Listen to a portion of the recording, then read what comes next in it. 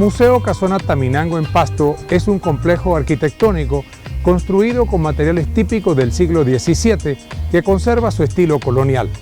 Esta reliquia arquitectónica declarada Monumento Nacional guarda muestra de objetos típicos de mopa mopa o barniz de pasto, talla y torno de madera, tejidos de paja, toquilla, prendas de lana y diversidad de artesanías de cabuya.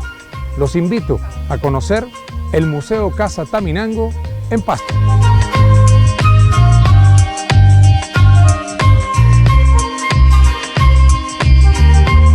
Es un complejo arquitectónico construido con materiales típicos de la época. Hablamos del siglo XVII.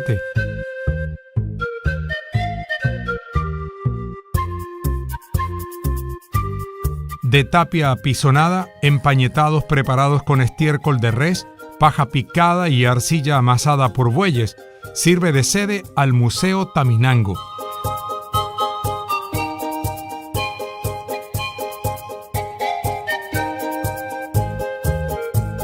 De estilo colonial que se remonta a 1623, la Casona Taminango es una reliquia arquitectónica declarada Monumento Nacional. Conservada y restaurada por la Fundación Museo Taminango Monasco de Achís, este inmueble se convirtió en Museo de Artes y Tradiciones Populares el 14 de julio de 1989.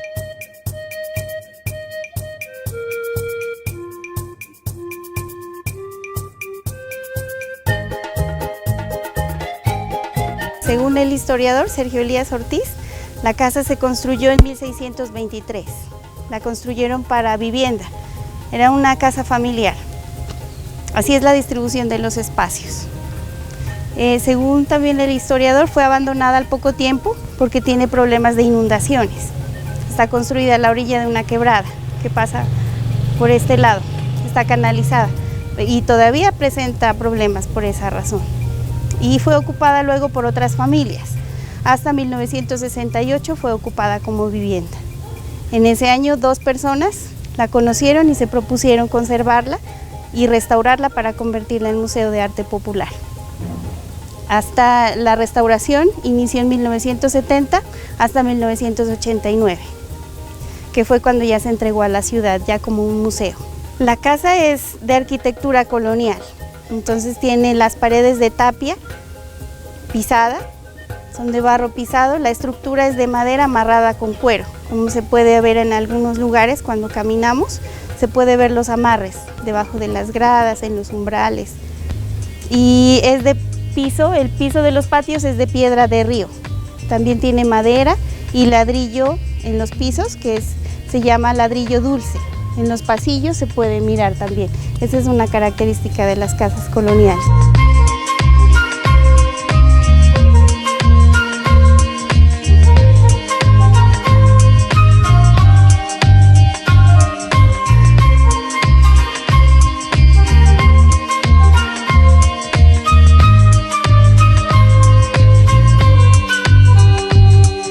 ¿Cuál es la función social que cumple el museo? Un museo rescata, investiga, exhibe y especialmente comunica el saber y el quehacer en este caso, de los hombres y las mujeres nariñenses. ¿Viene mucha gente al museo, sobre todo jóvenes que hoy andan de pronto despistados en otras cosas? Hay una población que nos visita muchísimo y es la población que sale fuera de la ciudad y fuera del país a estudiar. Ellos vienen con una ansiedad de conocer sus raíces y de conocer su museo y lo pasean con más placer y gusto que un turista. En la época de la realización del carnaval de negros y blancos, cuando más gente viene a visitar Taminango. Sí, la época de carnavales es una época en que se visita la ciudad especialmente y el museo como uno de los sitios más importantes de la ciudad también.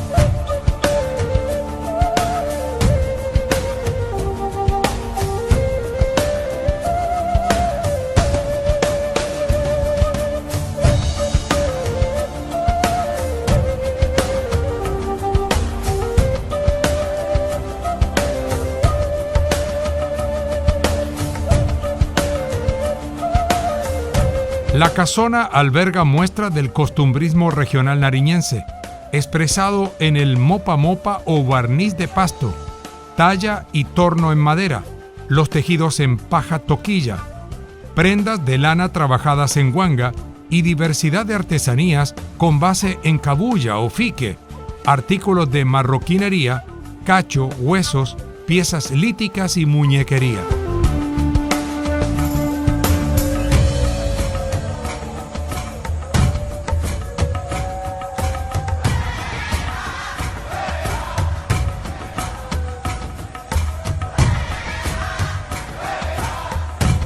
En 1965, la señora Catalina Morgan conoció la casona, porque ella era una misionera norteamericana y entonces hacía trabajo social con las familias de esta casa, que eran personas muy pobres en ese tiempo.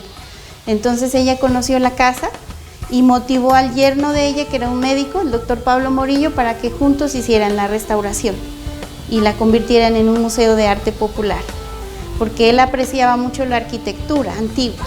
Y en Pasto no ha habido ese cuidado de preservar el patrimonio arquitectónico. Y la señora Catalina apreciaba mucho el arte popular, que es una riqueza que tiene Nariño. Hay muchas manifestaciones, ¿no?, de arte popular. Ellos buscaron gente que los apoyara en su proyecto, y Monasco Dachis, que era un extranjero, él les dio el dinero necesario para comprar la casa. Casi alcanza a cubrir el valor total de la casa, lo que él les dio. Y así iniciaron. Luego convocaron a otros amigos, algunos extranjeros, el arquitecto que dirigió la restauración y también entidades públicas, privadas, porque casi 20 años se demoraron en la restauración de esta casa.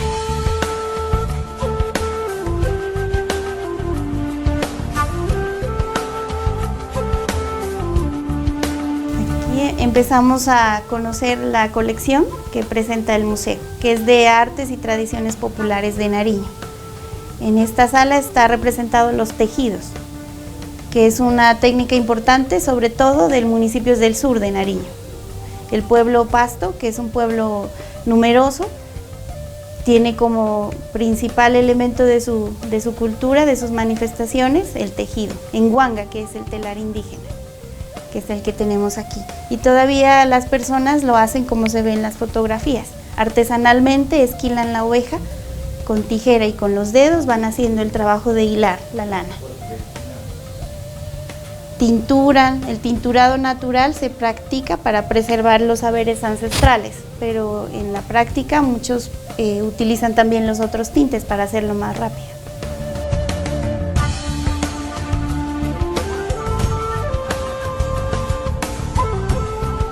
El traje típico de Nariño, de la zona de la sierra, está compuesto por la falda hecha con lana de oveja, debajo otra faldita de colores, y para los hombres el pantalón hecho con paño artesanal de lana de oveja.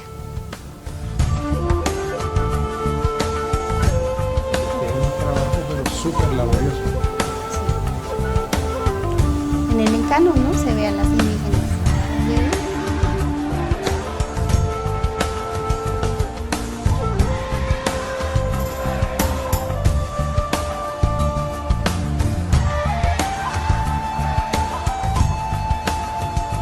Aquí se representan las herramientas de principios del siglo XX, porque en ese tiempo se ubican los objetos del museo. Entonces está el banco con la prensa, están los tornos, las herramientas de talla, de corte y algunas muestras de trabajos que hoy en día no son comunes, ¿no?, como los relieves. Es un trabajo importante. Hay todavía representantes de la talla de la madera. También hay una lavadora de madera con hierro. ¿Cómo funcionaba esa madera, esa lavadora? La lavadora tiene la manivela que se la mueve en un solo sentido, y dentro las aspas sacuden la ropa. Van y vienen las aspas, aunque la manivela es continua. Es de 1940, hecha en Pasto en un taller que se llamaba Gualdaca, que ya no está. Y el escritorio es de 1930, es una muestra interesante también de la ebanistería. De cedro y roble. Lo especial es que no tiene clavos ni tornillos, porque antes hacían el trabajo de ensamblar, ¿no? Las piezas se encajaban y hecho artesanalmente, no tiene, antes no había máquinas, se hacían con el tipo de herramientas que se exhiben aquí. Y Pasto era muy destacada por el trabajo de la ebanistería, la talla, la artesanía en madera.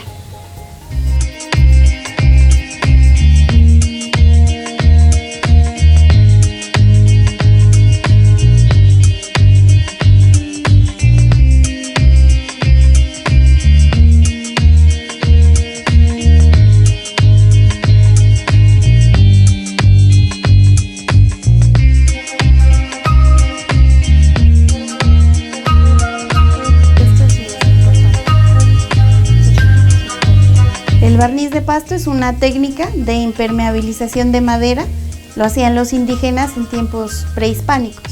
Ellos descubrieron que de un árbol que se llama mopa mopa, en las hojas que nacen está la resina. Entonces la masticaban ellos hasta obtener una masa suave y esparcían luego sobre la madera, en recipientes de cerámica y madera. Y poco a poco lo convirtieron en un arte decorativo. Entonces la resina la obtienen del arbusto, hoy en día se sigue practicando. Se obtiene del arbusto, que es un montón de hojitas y semillas, la cocinan, la trituran, la muelen, todo al calor, porque es maleable al calor. Cuando ya está suave le echan anilinas y luego estiran. Con los labios y los dedos estiran haciendo membranitas. Y como estas, cuando ya tienen varios colores, entonces empiezan a trabajar sobre la pieza de madera. No necesita pegante, se adhiere solo, con el calor de la mano se pone, con un bisturí van haciendo los cortes, quitando los excesos. Y así van haciendo una composición por capas. Y este es un patrimonio nacional, ya se reconoció el año pasado como un patrimonio nacional.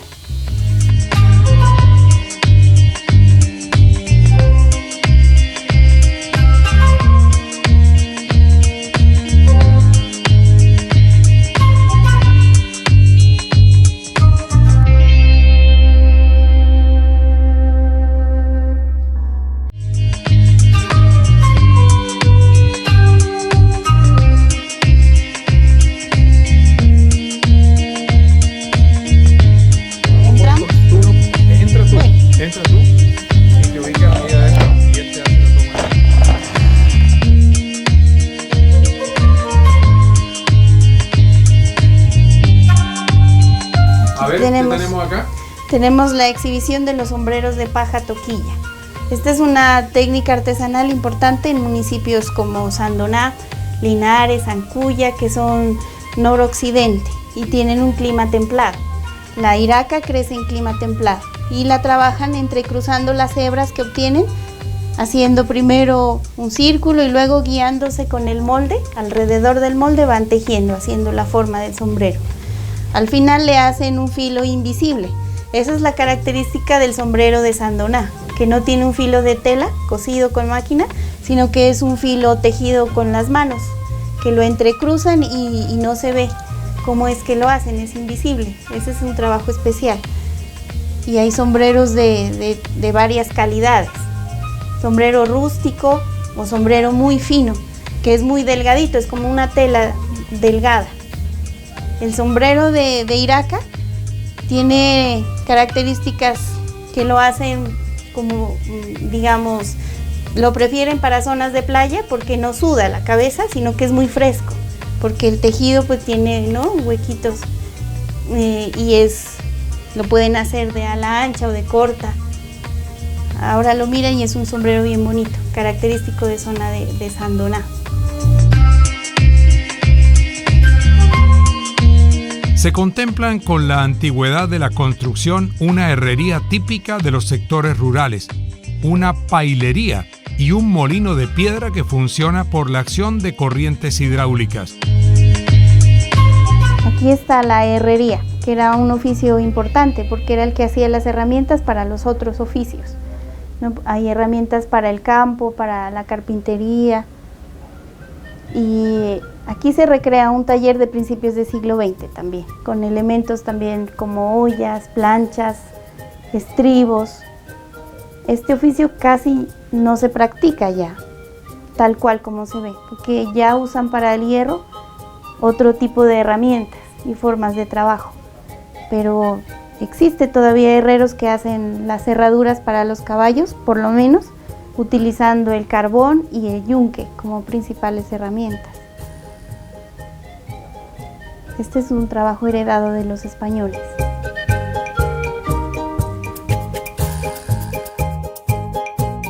Como una verdadera reliquia del museo, se encuentra la imprenta con tipos griegos que fue empleada por el humanista y traductor Leopoldo López Álvarez. En esta sala se muestran las imprentas que trajo un escritor muy destacado de la historia de Pasto. Es el doctor Leopoldo López Álvarez. Él era historiador, poeta, abogado y en todas las áreas hizo aportes muy importantes a Pasto. También tradujo la Odisea, la Ilíada, la Eneida, por iniciativa particular. Era autodidacta.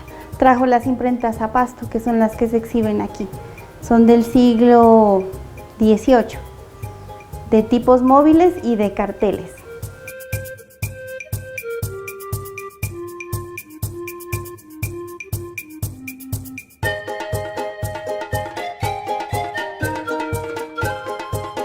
En esta sala también tenemos de exhibición una copia del Acta de la Revolución, que se imprimió en 1910 para conmemorar el primer centenario de la independencia.